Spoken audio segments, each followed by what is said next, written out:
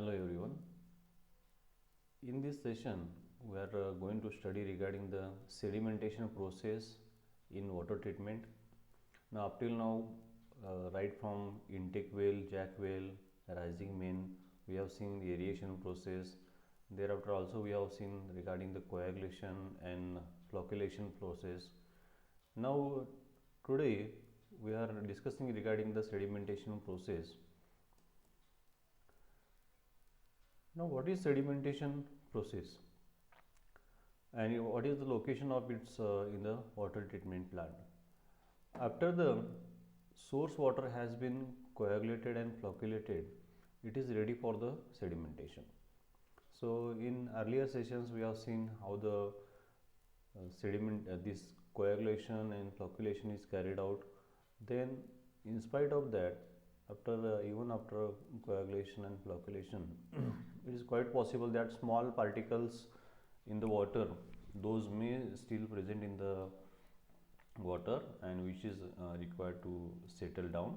Now, here in the figure you can see from a water source, after the primary treatment, right, then by using the required the pumping system, it is carried to the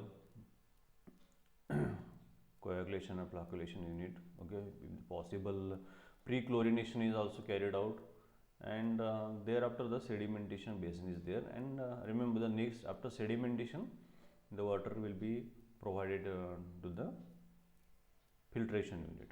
Now, today we are discussing this sedimentation unit. Now, what is the objective of sedimentation? To separate solids from liquid using the force of gravity. In sedimentation, only suspended solids are removed. Sedimentation used in water and wastewater treatment plant. Okay.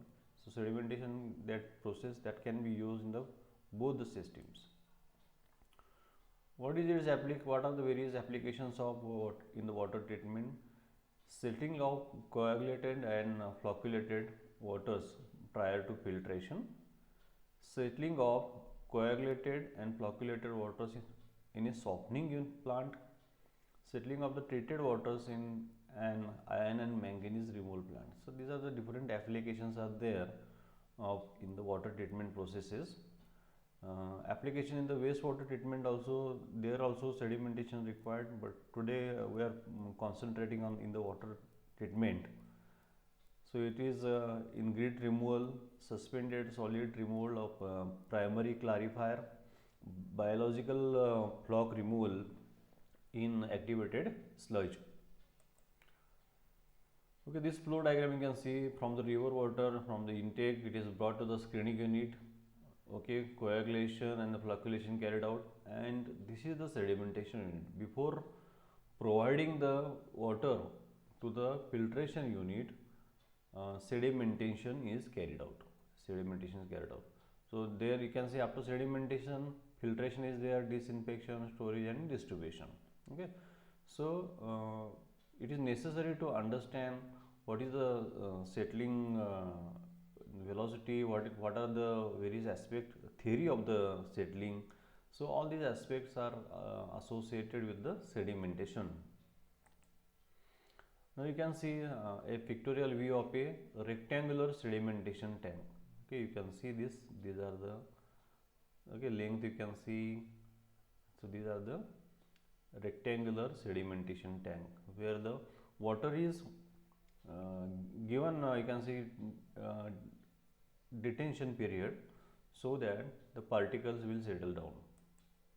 Okay, you can see this actually sedimentation tank is there, and this is in you can see maintenance process, washing is carried out there.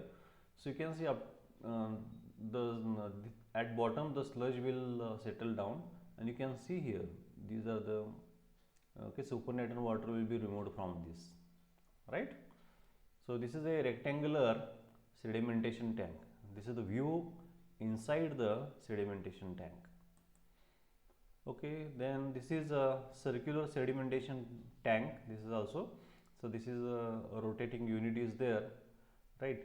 So to mix up the water, or sometimes if it is necessary, or it is kept still. Okay, this is a rectangular circular sedimentation tank.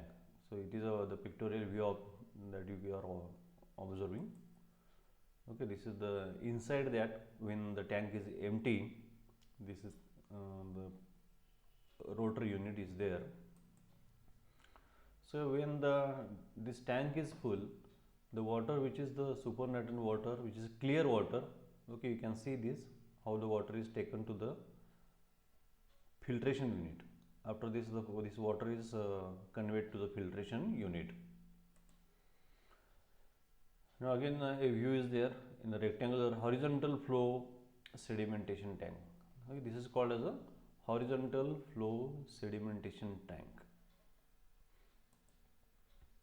Okay, this is a typical inboard weir arrangement to increase the weir length.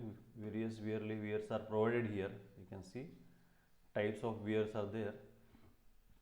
These are the weirs. Now you can see this clear water is coming here. Okay, these are the sedimentation tanks. These are the sedimentation tank. The water which is clear, that is arriving in this channel, and it is brought to the filtering unit. Same thing is here. Okay, this is the weir present, and the water is from this that will be conveyed to the filtration unit. Okay, then in the sedimentation, now we will discuss regarding the various process in the filtration unit. Sedimentation, before the filtration unit, the sedimentation is why it is carried out, because sedimentation is the gravitational accumulation of solids at the bottom of a fluid, that may be air, water. Okay, so particles are settled down in the sedimentation unit. Now what are the types of settling? Now there are 4 types of sedimentations are there: discrete settling, flocculent settling, hindered settling, and compression. Now these are the, you can see the particle, you can see the velocity travel in the 3 various types are there in the discrete settling, flocculent settling, and hindered settling. So the particles in the discrete settling, the particles are, you can say the quantity is less. So accordingly that we will see one by one, this discrete, what is flocculent and hindered. Okay, types of sedimentation. If you see in the discrete settling, individual particles settle independently. It occurs when there is a relatively low solids concentration. As I told that the particle present in the sedimentation tank, those are less and they settle down independently. In case of flocculent settling, individual particles stick together into clumps called as flocs. This occurs when there is a great solid concentration and chemical and biological reactions alter particle surfaces to enhance the attachment. Okay, so these are the flocs are there. In the hindered settling, the concentration is great enough to inhibit water movement. Water must move in spaces between the particles. So when the density of the particle is more, then it is called as a hindered particle settling. And in the compression settling occurs when particles settle by compression the mass below.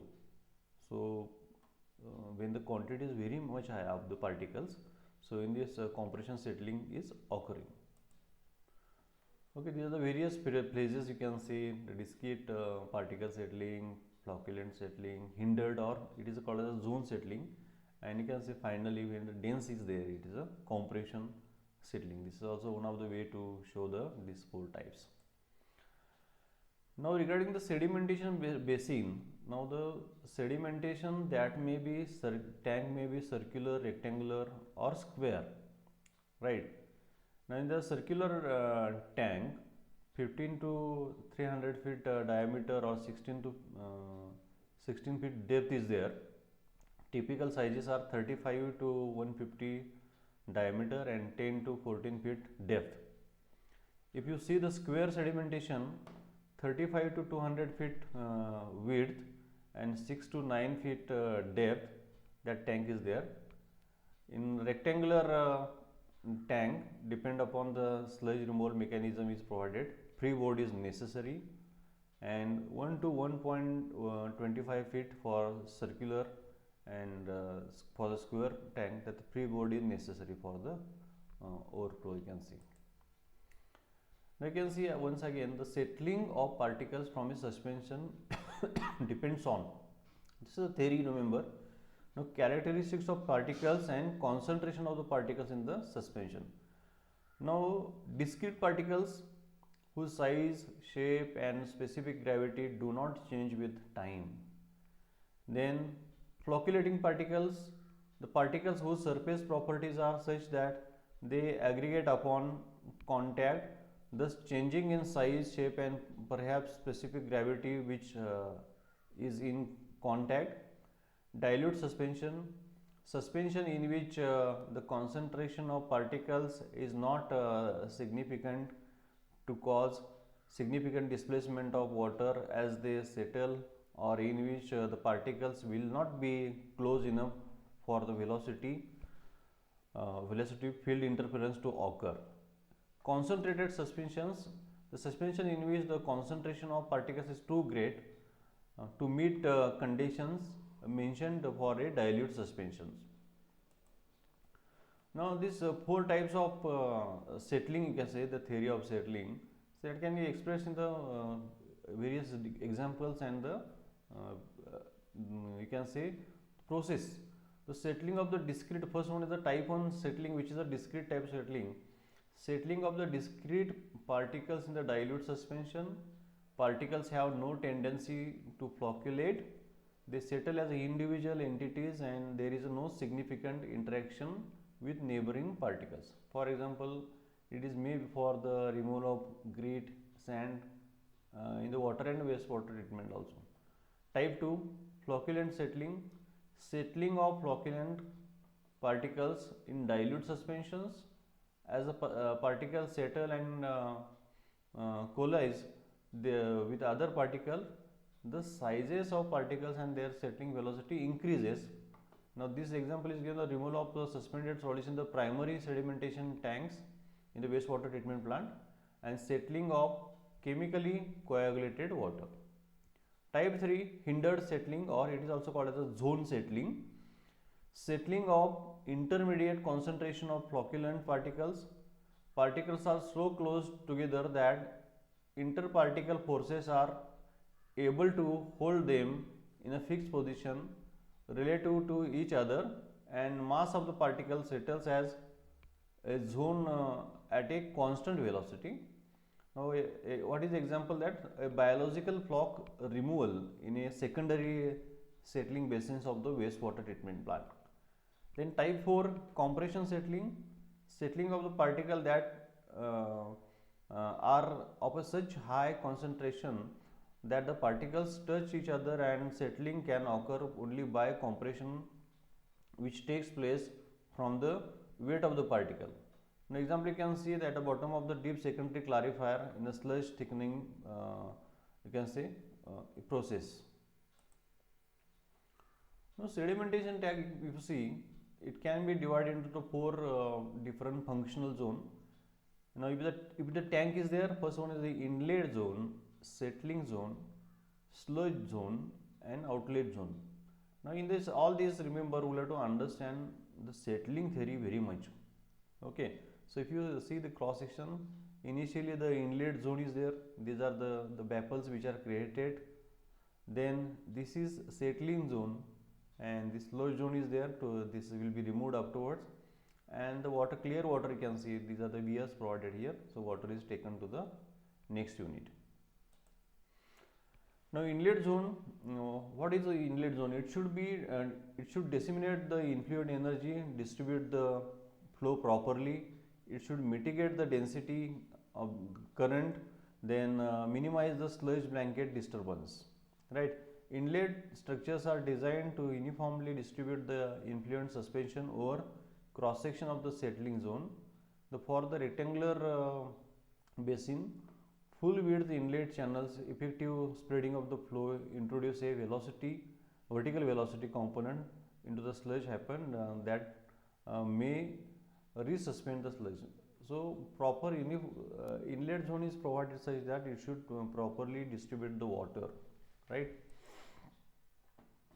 Inlet channels with the submerged orifices. Okay, so orifices you know that for sedimentation of tank followed by the flocculation, width of flocculation basin and width of the settling tank. So these are two important points which are taken in the consideration. Now depth of the inlet channel is kept as the depth of the flocculator basin. Pipe connection is carried out between the flocculation unit and the sedimentation. Low velocity in the pipe, settling of the floc, high velocity in the pipe, breakage of the floc. So these are the various aspects which are associated with this. Then permissible flow velocity to maintain the floc suspension, it is 0.15 to 0.6 meter per second. And if the sedimentation tank does not adjoin a flocculator, inlet channels with the submerged orifices do not extend down the full depth of the tank. So we are going to see how it is designed afterward.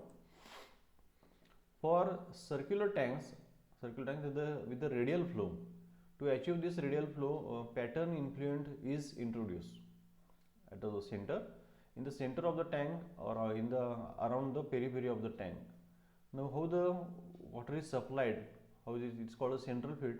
Water enters a circular well designed to distribute the flow equally in all directions.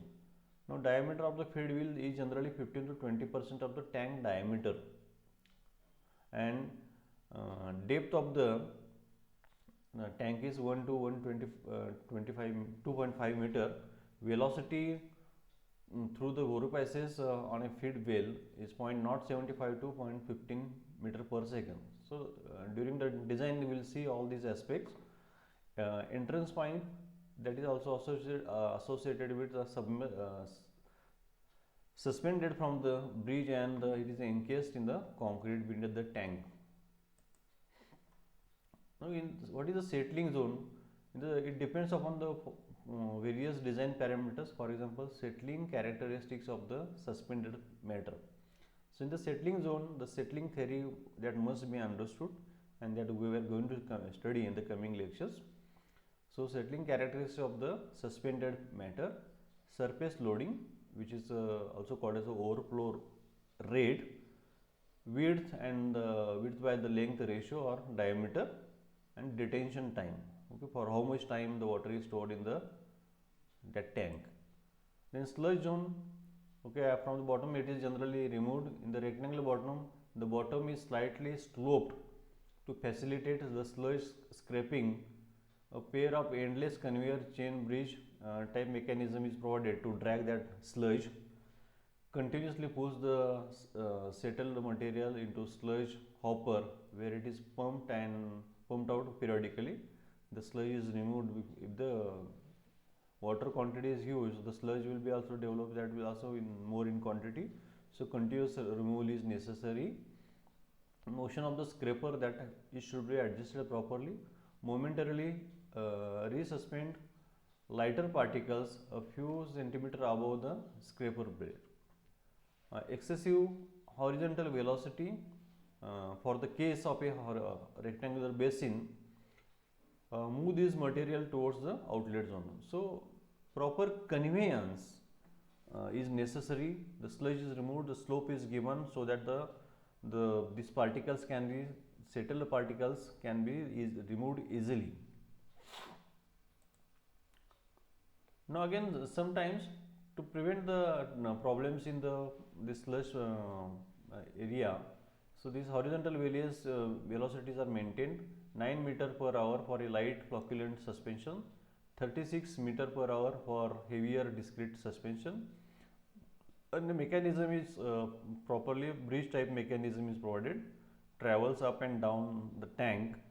One or more scraper blades are suspended from the bridge.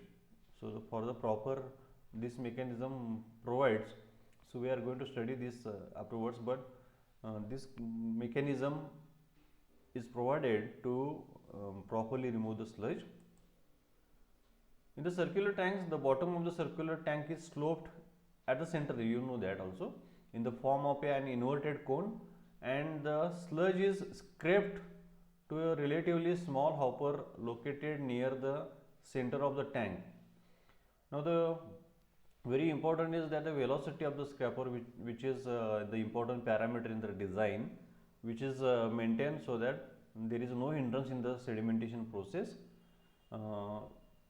You can see velocity of this resuspension of the settled particle, it is less than 5 mm, remember. Then particles, especially particle of the side. So these velocity parameters, those are important in the circular tank. Traveling bridge and the sludge suction headers and pumps.